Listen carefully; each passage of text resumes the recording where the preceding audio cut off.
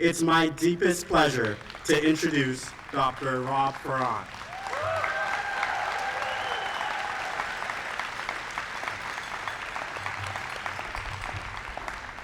Thank you. Hear me in the back? All right, just checking. I want to start by actually reading the First Amendment, since I think the White House and the Attorney General and the Speaker of the House are confused. So that we're not confused, this is what it says.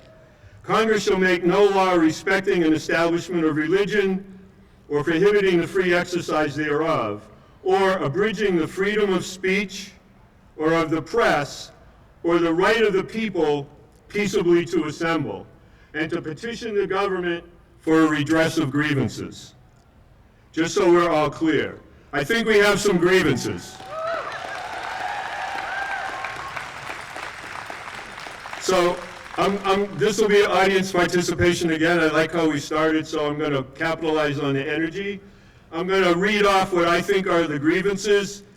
Each time I read one, if you agree, you keep a count. 1, 2, 3, you know how to count, so I don't need to do that. Civil servants prove their personal loyalty to the leader, not their competency to do the job. Independent government officers, including prosecutors, inspector generals, federal commissioners, are fired and their positions handed to loyalists. Legislature in the hands of the ruling party becomes a rubber stamp for the executive. Courts still hear cases, but judges are appointed for their political views and give the leader what he wants, endorsing his most illiberal policies and immunizing him from accountability. There are no meaningful checks on the leader's power.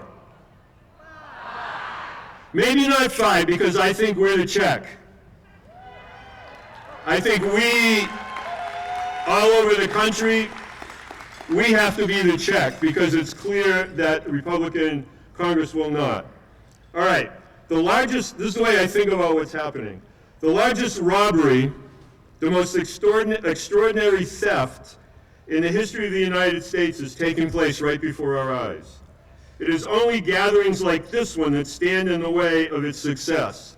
That theft is of the Constitution. The theft of our capacity to tell the difference between right and wrong, empathy and hatred. What we are part of around the country today is a step in a process to restore sanity to our country in the face of the historically unprecedented attempt to steal the Constitution, the rule of law, and virtually every social norm we've come to expect in the way we deal with our friends and neighbors. We are being asked daily to single out and hate and fear the other, whoever those in power define that person to be. We have to say no. The theft of the Constitution is on. We're witness to it. Today we're here to testify against the crime. No teenager on their way to high school volleyball practice ought to fear being scooped up because he isn't white. No child should have to worry about their mom and dad or other siblings leaving the house and not being sure they'll return.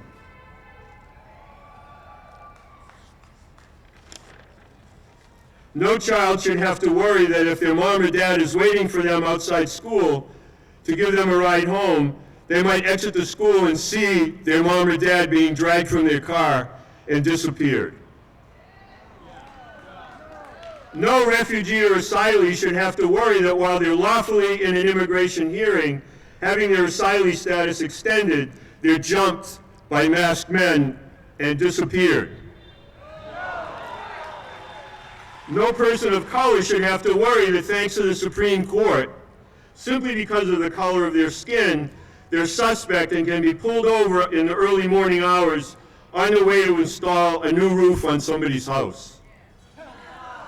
No college student with a visa should have to worry about being snatched off a street corner for writing a letter to their student newspaper. No UMass Lowell student should ever tell me, and they have, they can't concentrate on their studies because of the constant fear they're forced to live in. No Lowell resident, and this happened this past week, no Lowell resident and Afghan asylum seeker undergoing treatment for a brain tumor should be taken away and exiled to a holding facility 1,000 miles away from their oncologist and their medical treatment. This happened last week to a Lowell resident. This is true. To conclude, I want to quote from one of my favorite people in history, Representative John Lewis. Do not get lost in a sea of despair. Be hopeful, be optimistic. Our struggle is not the struggle of a day, a week, a month, or a year. It's the struggle of a lifetime. Never ever be afraid to make some noise and get in good trouble, necessary trouble. Thank you.